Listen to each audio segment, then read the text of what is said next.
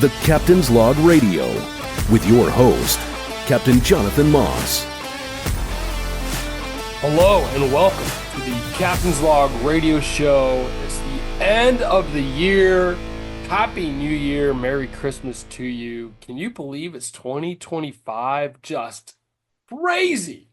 Crazy to me. 2024 has been such a great year for the Captain's Log. So let's do a little rewind. Let's talk about all things Captain's Log, it's crazy all that has gone on the last several years.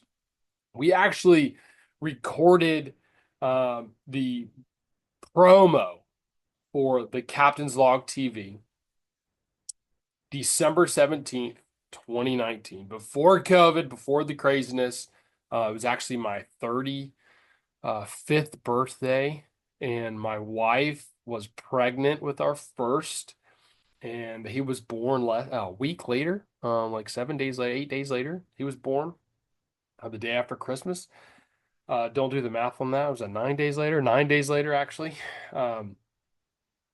We then, after in January, we reached out to, and by we, I mean me, reached out to Waypoint TV and I just promoted, I reached out to them about the show and see what it would take to be on the network. And they asked me a bunch of questions, and I didn't know the answers to any of them, and I didn't have any of the stuff that they were wanting. And so I said, okay, well, the next time I reach out, I will have everything that you need. And fast forward a couple of months, we had a promo done, we had a media kit done, we had a pilot episode done. We submitted that to Waypoint, and they were like, yeah, let's do this. There was a few meetings in between there and before everything was said and done, and off we went filming season 1. And now, fast forward to today, we just finished this year, about a month ago, releasing the 60th episode of the Captain's Log. We launched episode 1, season 1, April of 2020. It was the middle of April 2020. No, I'm wrong. It was May 15th, I do believe. It was May of 2020. And we just released our 60th episode, end of November, early December, of the Captain's Log. Season 6. Just crazy. We're so thankful. I am beyond blessed to have you guys around, watching the show, connecting on social media. Now, here we are on the Outdoor Radio Network with the Captain's Log Radio. It has been it's been a lot of fun. This is something totally new for me. I've never hosted a radio show. I've only done a handful of appearances on radio shows. I've done several podcasts, but having my own platform where I get to kind of call the shots and interview who I want to interview and talk to, And there's so many things that I have planned for 2025. So many guests that we're in the works of getting just the dates nailed down and having them on the show. People who are in the duck hunting industry, people who are in conservation, people who are all about hiking and the outdoors, and that side of the outdoors, doing the Appalachian Trail, stuff like that. Guys who are all about the fishing, ladies who are all about hunting and fishing. This is an all-American outdoor radio show. I want to talk about it all. I love the outdoors. I love fishing. Obviously, my bread and butter and what I do the most is fishing. I've been fishing since I was 3 years old. I've been guiding full-time for 10 years. Before that, I was a teacher for 7 years. So I have spent my entire life, 37 years, in the outdoors. I'm 40, but started when I was 3. So for 37 years, I've been fishing in the state of Florida, hiking all over the Southeast. That's my passion. It's what I love to do. It's what we do with our kids. It's how we're raising our kids. We take them fishing.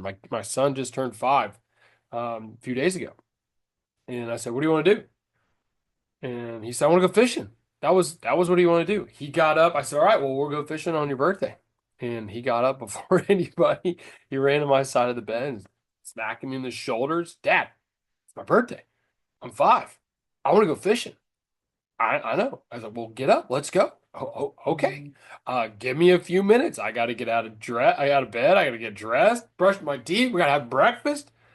Take the dogs on a walk before we go. There's a set of things we got to do, buddy. Like, all right, daylight's waste. Like, let's go. Let's get going. So doing that with my family and spending time outdoors with my family, it's what we love to do. Our kids we got them a 12-person tent for Christmas. The thing is gigantic, all right? It's bigger than our bedroom. It's huge. Okay. We're going to start camping with them this year. I'm really excited about that. 2025, we got a lot planned. Got a brand new episode, brand new season, excuse me, of the Captain's Log TV coming out in April of 2025. We've got some announcements coming soon with that. Well, shoot, I'll just tell you. We're going to be releasing our seventh season, not only on Waypoint TV, but also nationwide on the Discovery Channel. We're so excited about joining the Discovery Channel family. So we'll be on national cable, national TV, as well as the Waypoint TV channel and Waypoint app. If you're not familiar with the Waypoint app, it's free and it's full of tons and tons of great hunting and fishing shows. It doesn't matter where you are. If you're in the Southeast, there's a ton of shows for the Southeast. You like fishing offshore? There's shows for offshore fishing. You want to do inshore? You want to do bass? You want to do specks or crappie, whatever you call them? Doesn't matter. There's a guy in Canada. We got shows from all over the country on Waypoint TV. So a ton of free content for you to watch there. Or, of course, you can watch on our YouTube channel at the Captain's Log TV. There's tons of great content there between how-tos, radio shows there, all of our full-length episodes there. And we've got I have a lot planned for this 2025. In between seasons, in between episodes, in between the radio show stuff, I want to add a whole lot more discussion and education. I wanted to visit a lot of the companies who are in the state of Florida, who partner with me for the show and for the radio.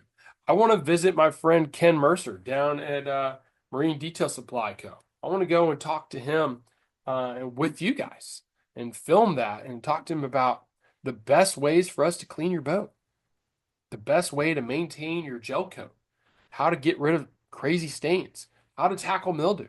I want to go and talk with Mark Nichols at DOA. They're moving to a brand new shop. I'm excited to see this new facility. I want you to see it. We did an episode with Mark in season 6, plan to do another one with him season 7. This time he's going to come up my way. We're going to do some fishing in Mosquito Lagoon. And I want y'all to see his new facility and dive deeper into building these lures that we all love and we use to catch fish. I want to focus in. I want to sit down with Ty Nelson, Florida Fishing Products, talk about reels, talk about what's coming next. I want you guys to have an insider look at what's coming with these wonderful companies. I haven't planned it yet, but I would love to fly out to Texas, specifically Dallas, Texas, and meet with my friends at TFO. They are building rods in America now. American-made rods, made by Americans for American anglers. That's awesome. I'm so thrilled to be a part of that first rod release. It's available now on TFO's website. And I want to go and see where they're made firsthand. I want to be a part of that process. Jim Shulin over there at TFO, I've learned so much about rods and building rods from Jim. In fact, TFO has, if you go to YouTube and you search TFO rods, like how to build a rod, like they have an in-depth video of how to build these fishing rods. And it's fantastic. And I want to go to their facility and I want to bring you with me. I want to talk to them about that. Still working that out. So hopefully that happens in 2025, but that's something I want to do. There's Danco. Danco is very close. They're down in Stewart. They make incredible pliers. The Premios are my favorites. Okay. But they also have their Pro Series knives. They have, there's so many different products. Danco has so many stinking products. It's unbelievable. carbon gaffs, super lightweight yet super strong. From scissors, I use their scissors all the time. They have lobster kits, they have grilling kits, they have all kinds of stuff. And I want to go there and I want to film that with you guys, talk about it. We got a video coming out about that beautiful fish. My friends, the Kirkhart family from New Wave Taxidermy. We're going to talk about them. We're going to have a backstage uh, uh, tour, if you will, of their facility. They have over 5,000 molts. There is not a fish that the Kirkhart family cannot make you. Just tell them which one you want. Give them a picture. Don't give them a picture. Tell them what size. They don't care. Tell them you want a fish and they'll make it for you. It doesn't matter. They can do it. We're going to have a backstage, behind the scenes tour of their facility and how the whole process is with building fish. There's so much coming. So much coming. And on top of the radio show, okay? So every week, every Monday, we release a brand new episode of the radio show on the Outdoor Radio Network. And then it immediately follows. From there, it goes straight to Spotify, iHeart, Apple Podcasts, on YouTube. You can watch it, listen to it on Spotify and YouTube. But I want to do more than just the 1 hour segments. So be prepared. Coming in 2025, and this is holding myself accountable. I'm telling you, so we're going to do it.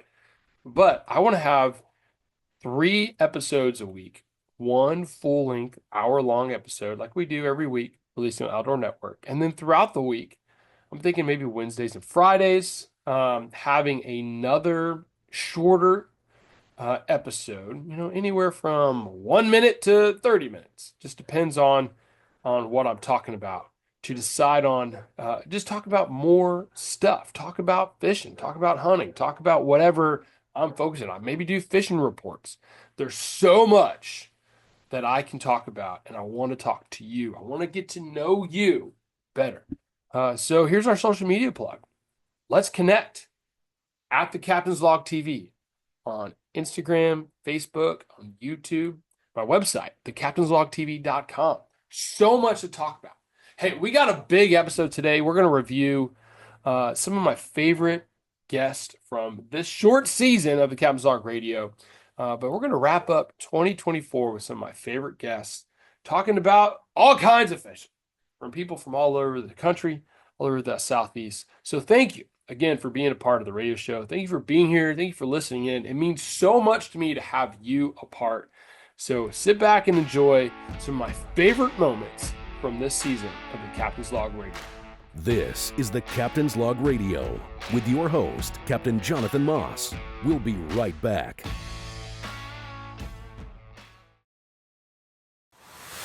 Welcome back to the Captain's Log Radio with your host, Captain Jonathan Moss. This is the Captain's Log Radio. I'm your host, Captain Jonathan Moss, and with me today, we've got Captain Adam Whitston, Riding the Tide Charters. We've had a great discussion so far, talking about tarpon, talking about his guide service, talking about just fishing inshore in that west central region of Florida. Before we left the break, or before we went into break, we were talking about redfish. And, we were talking about redfish tailing. In our area here in East Central Florida, we lost all of our grass. And grass is super important. Clean water is super important. You need clean, clear water to feed your grass. What I mean by that is sunlight is penetrating through the water. It's going to feed the grass through photosynthesis. That grass is crucial for an estuary. The grass is an estuary. Think about what lives in the grass. You got microorganisms that are feeding shrimp and crabs and pinfish and baitfish. And then that becomes their little home. And then that becomes a place where the predator fish, your redfish, your trout, your snook, your black drum, I've even seen tarpon get in a couple of feet of water, cruising the grass flats, looking for these bait fish and these shrimp and these crabs, just this food for them. If there's no food, you're not going to have fish. Now that we're seeing the grass coming back and thriving in Mosquito Lagoon and the northern part of the Indian River Lagoon, you have these potholes, places for these predator fish like redfish to hide. And the importance of that is now they have a place to really tuck in. And as the bait comes out of the grass, or these pinfish or mullet are swimming through, these redfish will erupt on them. On top of that, you'll have these zones where the redfish will bunch together, school together, and they don't have to be big groups. It could be a single. It could be doubles, triples. It could be 150 of them. I've seen hundreds together tailing, and it is such a sight. But what they're doing, if you think about how a redfish is designed, there's one over my shoulder here. His mouth is on the bottom of his face. So think about this is the redfish's face. And if you're listening only, you're not watching on the video. Their face, on the bottom of their face is their mouth, and they'll push down their face into the ground to pin shrimp and crabs and pinfish, to pin their bait. And as a result, because of their angle, their tails come out of the water, and it is like happy fish, happy captain, happy angler. It's just a beautiful sight to see these fish waving at you.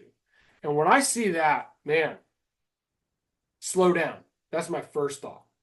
Okay. I don't want to approach these fish too hot, too fast. The skiff is quiet. We're technical pulling skiffs. They're designed to float shallow and be quiet. Okay. But they still will feel movement. Okay. Even to how you put your push pole in the water. Okay. If you're using a trolling motor, again, they're going to hear that and feel that. If there's a lot of grass, you could be churning up the grass. It depends on your water depth, but being stealthy and ninja-like is huge in this scenario. Now, some days, and Adam, I'm sure you've experienced this before, it didn't matter. They were just so focused on what they were doing. The birds are flocking. You ever seen that with the seagulls? Man, that's a telltale sign. Hey, there's fish there. As those seagulls, those terns are hovering over these fish. And what's happening is the redfish are pushing that bait up. They're trying to escape because they're about to get eaten. We would escape too. And they get to the surface, and these birds are now smacking on the water and picking up those bait fish and the shrimp.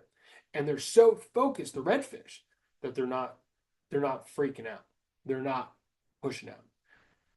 When they're like that, it can be easy pickings, right? Easy pickings. In your area, do they tail as much, or are they more staged on oysters, rock? So we get a bigger tidal flow than you guys get, obviously. So for us, our water has got So we get about 3.5 feet ish every 5 hours and 48 minutes. What our fish look for, typically about the last hour of the outgoing tide, and it's got to be a low tide. Like it's got to be probably about a 0.0 or a negative to get consistent tailing redfish. Those fish will start to push off the bank and onto those open flats out in the deeper water because the banks get to be, 8 inches or so. So they could tail up on the bank, but the bait's not there. So the bait pushes out. So the tide has to go out even further for those open flats to get, to that 8-inch mark usually. So when that happens for us, a lot of our fish, because those flats are so vast, they start to single and double out. So we don't really see, like schools of 5, 10, 15 that'll tail, but we definitely have, you'll see a single here and there'll be one there, another 120 feet from him, there'll be another one, and then there may be 2 tailing, 300 feet past them. We do get a really good fishery for tailing redfish. It's just really specific as to when and where it happens.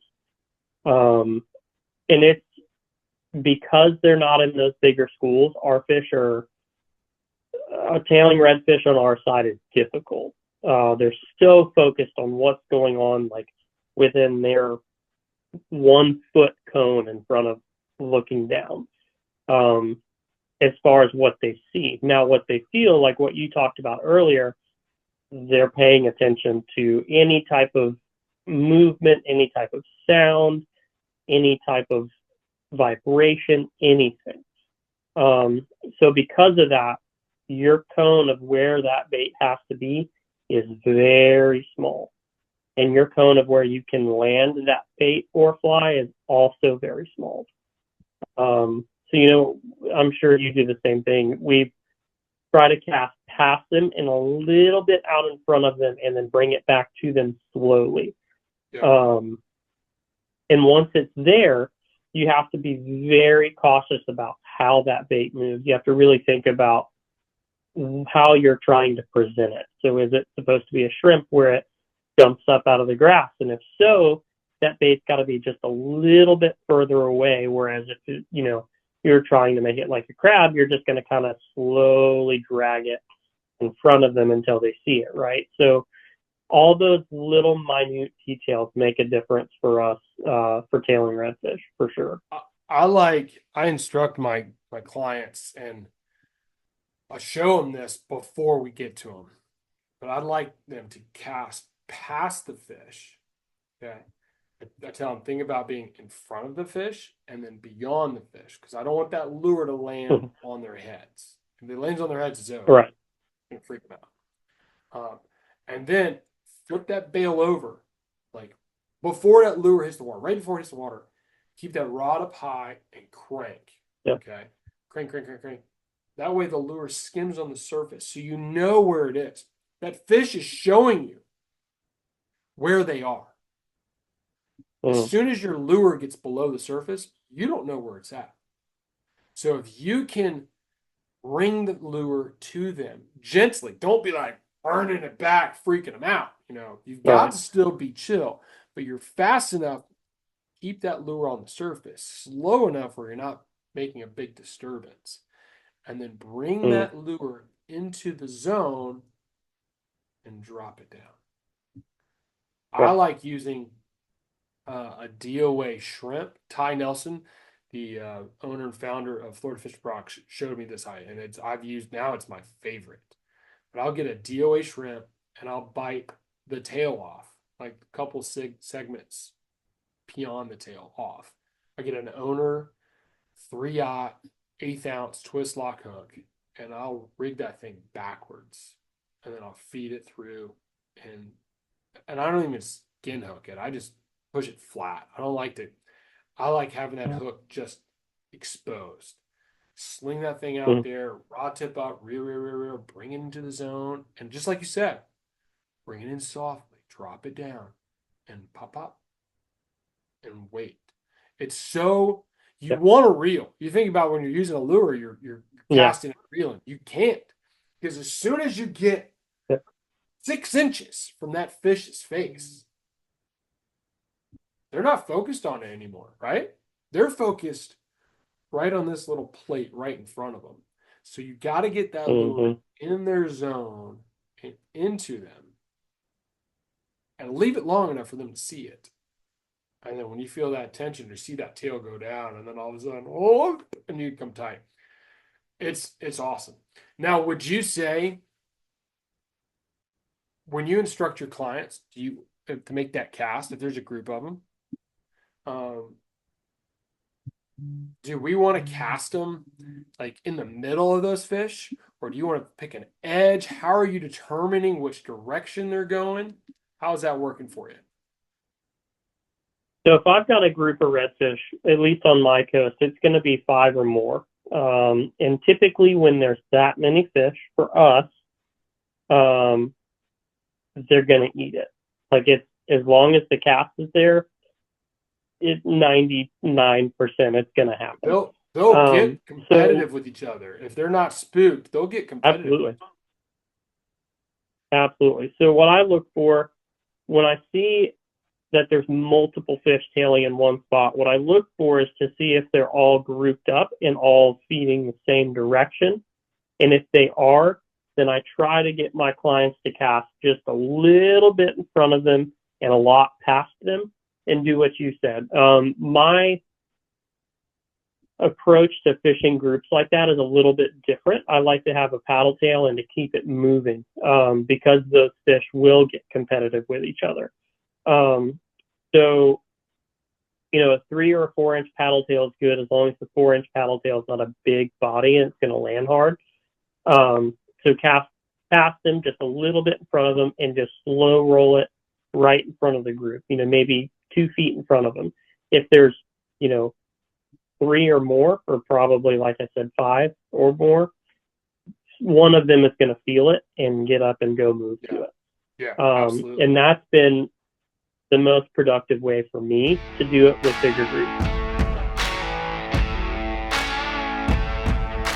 This is the Captain's Log Radio with your host, Captain Jonathan Moss. We'll be right back.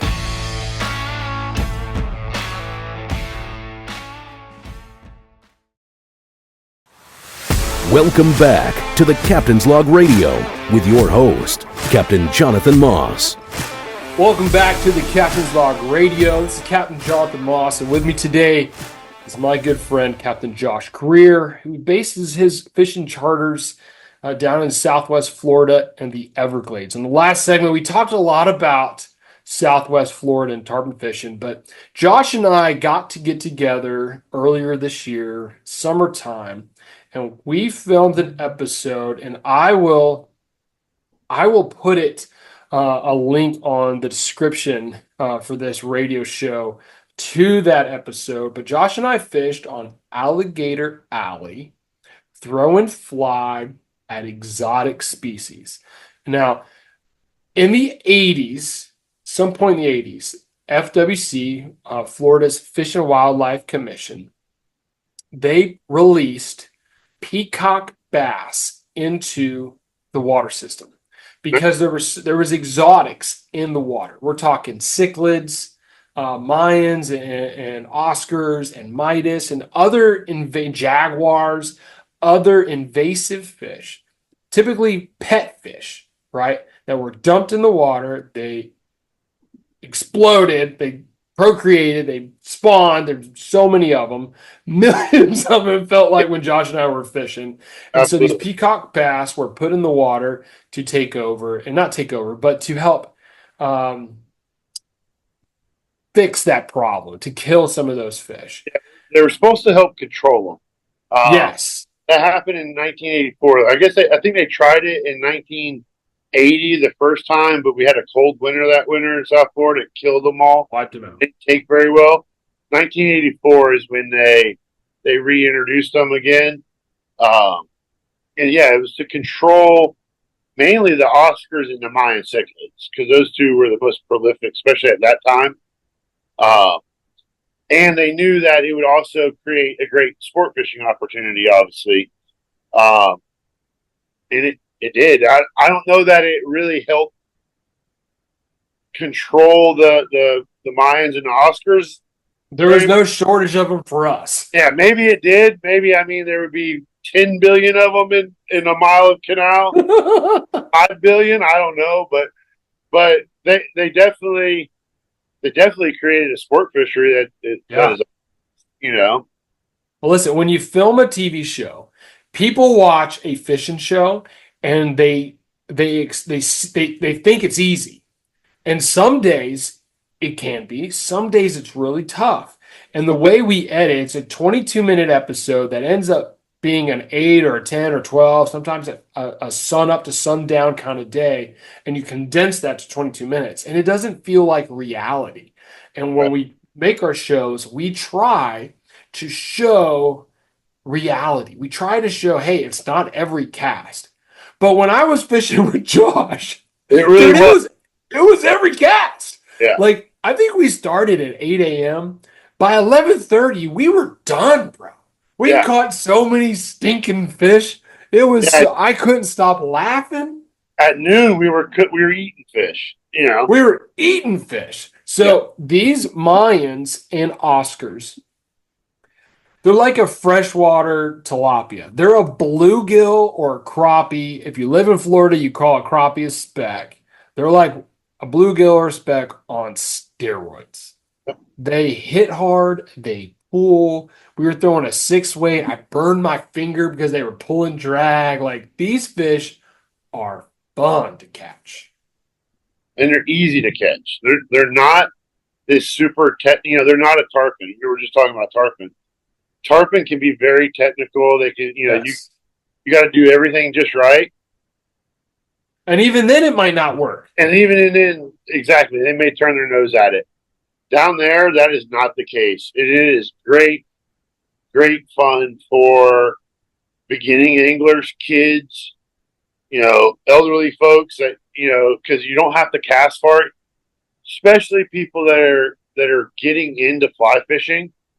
If you're new to fly fishing, it is a way to go have fun, build confidence.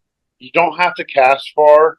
I owned a fly shop for 7 or 8 years, and the biggest thing I heard from people was they come in and buy a new fly rod, go out and saltwater fish with it. 3 weeks later, they're coming back and they're mad. They haven't caught a fish. They're discouraged. And they're ready to give it up.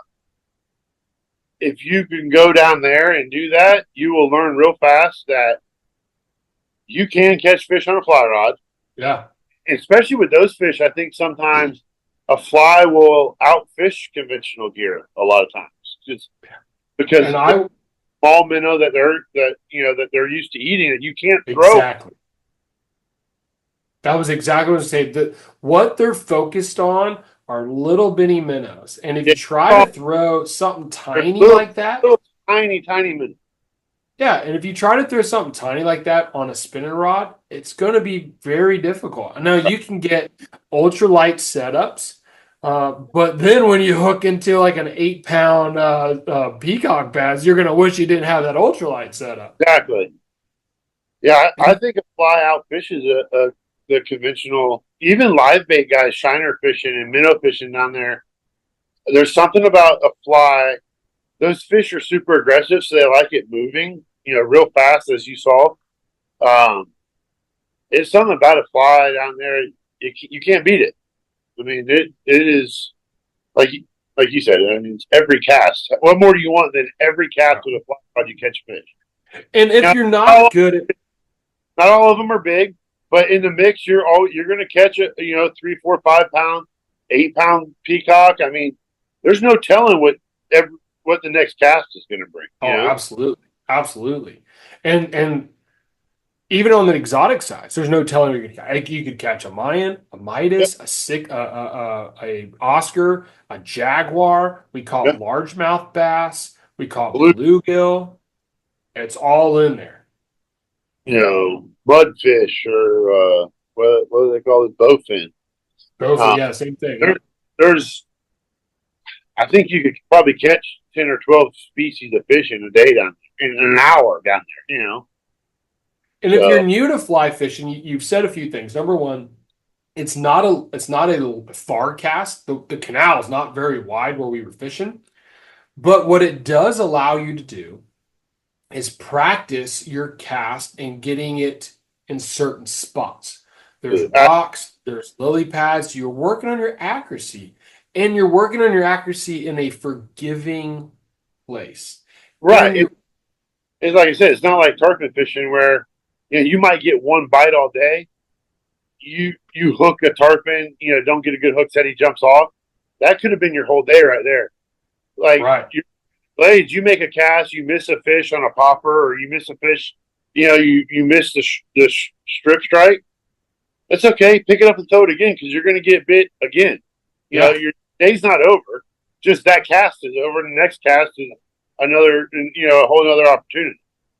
Now, when we launched, we fired up, put the boat in the water, fired up, took off, and we ran for a little bit. We didn't have to run far. We didn't run far, but we ran a little bit. And you didn't have to. There were so many fish. There were fish blowing up. Yeah, you could catch them at the boat ramp. I mean, they were blowing up at the boat ramp. Yep.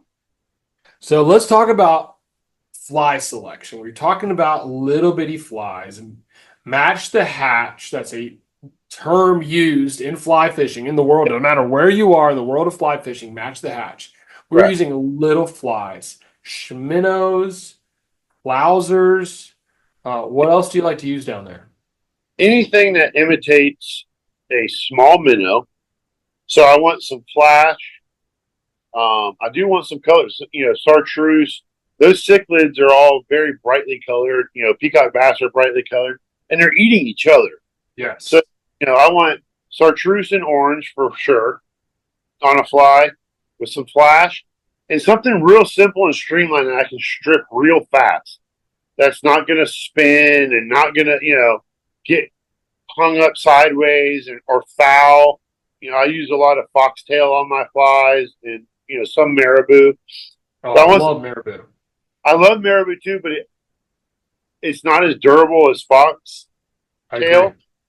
And when you're catching a fish every cast, like you can wear a fly out real fast. And foxtail lasts and it moves really well and it doesn't foul. So I use a lot of foxtail. But anything that looks like a small minnow, 2 to 3 inches long, slender profile that you can strip really fast with a stout hook. You don't want little light wire hooks necessarily. Those fish all are very aggressive and really hammer a fly. You'll bend hooks. I got some marabou right here. What I love about that material, and you're absolutely right, the foxtail is going to hold up better. But what I love about this material, when it gets wet, this thing swims. Well, it looks so real. It moves without being moved.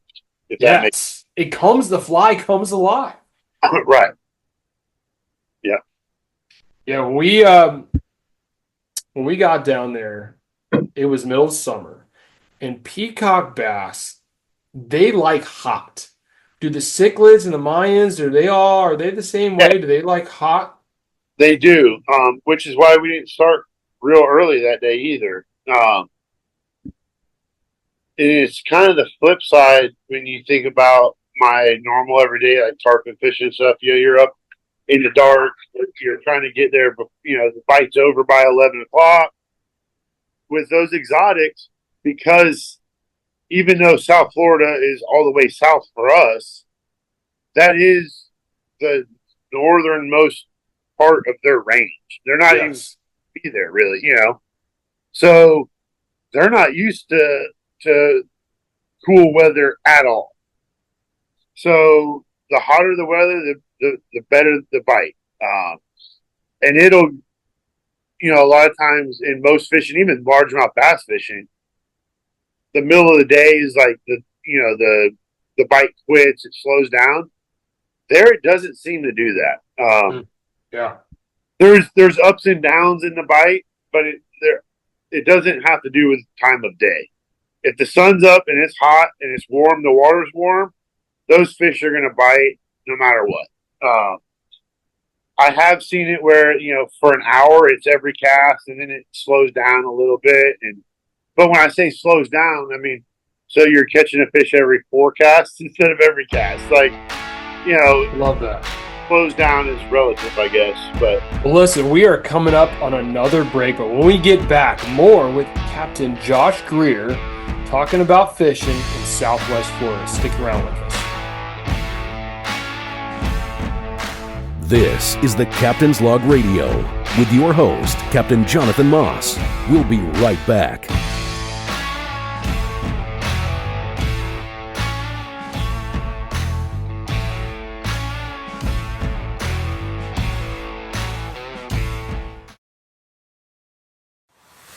Welcome back to the Captain's Log Radio with your host, Captain Jonathan Moss.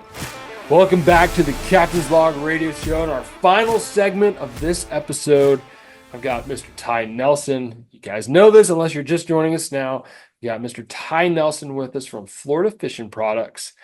We haven't touched on their newest, got 2 new reels. Let's talk about those quickly, and then I want to tell a story about the TV show and how all that got started. But Tell me about the new CE Pro. We got to go fishing and film with this reel before it was released. I feel very privileged. Like, I love fishing. I grew up fishing. On Friday nights, I would be in my garage listening to country music when country music was amazing, 90s country. I had my dog, I had a beagle. His name was Boone. He would be in the garage with me, garage door would be open. He'd be tied up to the front of the boat. I would rig up all the rods. I would uh, put all the lines and put and retie all the hooks. I would even sharpen every single hook. And then if we had a soda, I'd be out there, dude. I'd be out there with my Coca-Cola. Like I was like 9 or 10, like straight rednecking out there, drinking my Coke, working on my rods, getting the boat ready. When we went fishing, my dad didn't have to do anything. Like the boat was ready to go. So I've been doing that my entire life. I love fishing and fishing gear. So when you send me a new reel that's not on the market yet, and I get to try it out and put it in a client's hands and have them catch fish with it and send you pictures and be like, hey man, here's the very first redfish I ever caught with this reel. That's cool to me. That's super, super cool to me. So we got out with the Osprey CE Pro and we got to film an episode with, not an episode, but we did a kind of a behind the scenes deal. Jack came with us and he put together a nice little video. And then we filmed the commercial for the CE Pro with Alex, another one of my film guys, and he did a phenomenal job on that commercial. So tell me about the CE Pro. Well, that day was a day of ups and downs for sure. I think the highlight was the number of schools of redfish we saw and the amount of grass we saw in the Mosquito Lagoon. The lows was me spooking multiple schools of redfish and us losing multiple opportunities on these schools of redfish. But yeah, that was a really fun day. I actually watched that episode or that I call it an episode YouTube video from time to time. That was just such a fun day, and I love Mosquito Lagoon so much. So anytime I can go back and enjoy one of those memories, I definitely do. But yeah, man, the CE Pro is, well, first of all, I'm honored and privileged to be able to be on your boat. And I'm really thankful you were able to take me out and make that happen with both the behind the scenes and also the shoot we did with Alex. I mean, we did a lot for the launch of the CE Pro. I mean, we shot with you. I shot with Benny Blanco. I had Rob Fordyce shoot. I mean, we had all sorts of stuff going on. We did a launch party for the first time, which was like really fun and also nerve wracking too, because we'd never done it before, and it turned out great. I mean, it was really cool. But as a whole, man, I mean, it's been a great reel. I think it's earned its Osprey name for sure because it is the flagship reel. The Osprey has been the reel from day one, and it's definitely our best selling reel by far. People seem to love the Osprey CE Pro. I'm trying to think in terms of like what I've done with it. You know, this past year I've been fishing less than I have in a long time, but those fish that I caught on your boat were definitely some of the highlights. I definitely had a couple other good days sight fishing with the Osprey CE Pro and in my area of Pine Island Sound. But I think what's a lot more impressive is the vast number of guides and anglers that have been using this reel and just catching just absurd numbers of fish on them. Just back to back to back to back to back. And that was one thing I was going to say with you and what you were saying about, you know, being a guide full time and using the products full time. And really that's what earns your trust. And even deeper in the relationship we have is like you do have a trust in the product you're using. That's huge because guides fish like 200 days or more out of the year. You know, an average angler, they say on average, based on the census, that an average angler fishes 11 days, so about once a month. So you fish almost 20 times more than an average angler fishes. In 1 year, you fish 20 times more. So you get about 20 years of use in your reels in 1 year that, you know, compared to another angler. And so to me, if the reels can hang up, you know, can hold up to the abuses that you and your clients put the reels through and all these other guides that put, you know, their clients through, if it can hold up to that abuse, then I know for the everyday angler, the weekend warrior, for the tournament fishermen, I know that it's going to hold up for them. And, we all use these reels firsthand too. Me, Kyle, Kale, Kenny, our whole team, we're diehard fishermen and we use the Yeah. product. That's how, in addition to the feedback we receive, we actually go out and test out the products and we see uh, where we can improve, and we're continually looking to improve on it. And that's also how we came to the idea of just having great customer service. Is like when we serve customers, we're serving ourselves. We've been in their shoes. We Yeah. know what it's like to be on the other end where no one answers the phone, they don't answer the emails, it takes months and months to repair a product. It's absurd. And so for us, we recognize that firsthand. We've been there firsthand. So when we think of how we serve our customers, we're really thinking about how we want to be served by others. And so that's really, baked into the culture of FFP from the very, very beginning. And And I should have mentioned this when we talked about freshwater. Not only did you release the CE Pro earlier this year, we've got the new Bahia BC. And yes. when I say about mention that with freshwater, if you're a bass guy and you want to throw a bait caster, Florida Fishing Products has you covered. And this is a saltwater grade bait caster. I know Trevor out in Texas has been rocking this thing and catching a ton of fish, and he got to prototype it because that's the bait casting game is his jam. Tell me about the progression of this and where this came about, how this came about. Yeah, I'd say a lot of the feedback came from Trevor and guys like Trevor. We got prototypes years ago. It's been probably 2 years in the making now, and we got them in a lot of guys' hands. And one thing that we know about the bait casters on the market is a lot of them aren't rated for saltwater, but they're used in saltwater. And so we kind of took the same idea we did with the original Osprey, but instead of like putting it on the market early and then tweaking it as we went, we put it in our anglers' hands really early on, guides' hands, and then we kind of went through that progression with the guides and made tweaks and improvements and added seals where they needed to be. And so I would say that the Bahia is in a really good place as it is today. As a saltwater rated bait caster, it's well sealed. It has a lot of rubber seal bearings in it. It's actually, I think, the first bait caster that actually has rubber seal bearings in it. There are eco sealed ball bearings, so it just helps from that saltwater spray. Or at the end of the day, if you dunk the reel, we definitely recommend rinsing it off. But they can be, it can't hold up to being dunked. It can't hold up to splash from the boat. Really, it's meant to hold up to everyday use and abuse in salt water. But yeah, man, it's been good so far. We've had a lot of really good feedback from the Bahia Baitcaster. A lot of guys telling us it's their favorite reel yet. I mean, it's a simple design. It's full aluminum reel, 7.2 to 1 gear ratio, well sealed, and it's got a little clicker with the drag system, which is uncommon usually with bait casters. We thought it was just a nice feature to add.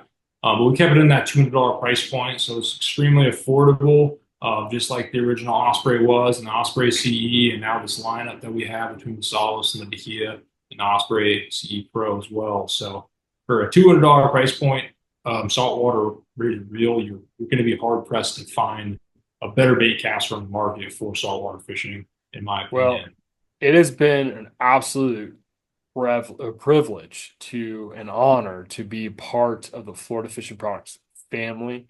I feel like, Bill Dance has his Tennessee hat, that's his trademark. I feel like this has become one of my, I have so many, I have engagement photos with my wife, and I had a Florida Fishing Products reel with me. Like, I have had so many memories with my family and kids on the water with FFP reels, and so many vacations where I'm wearing this stinking hat. I got so many, I've gone through them.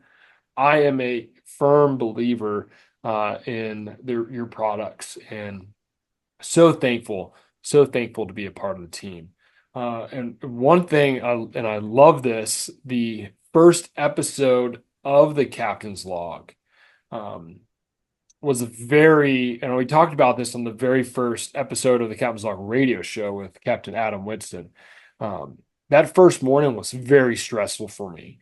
And you and I were going to meet up on off of I-75.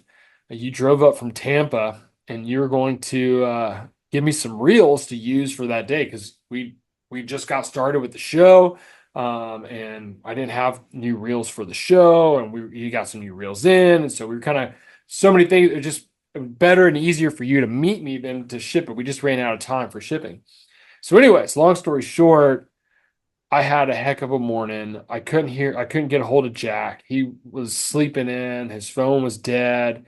My credit card was canceled. Someone tried to hack my credit card, and so I couldn't. I ordered a bunch of sandwiches from Wawa. I couldn't buy gas. Like all of these things were like falling apart in my face.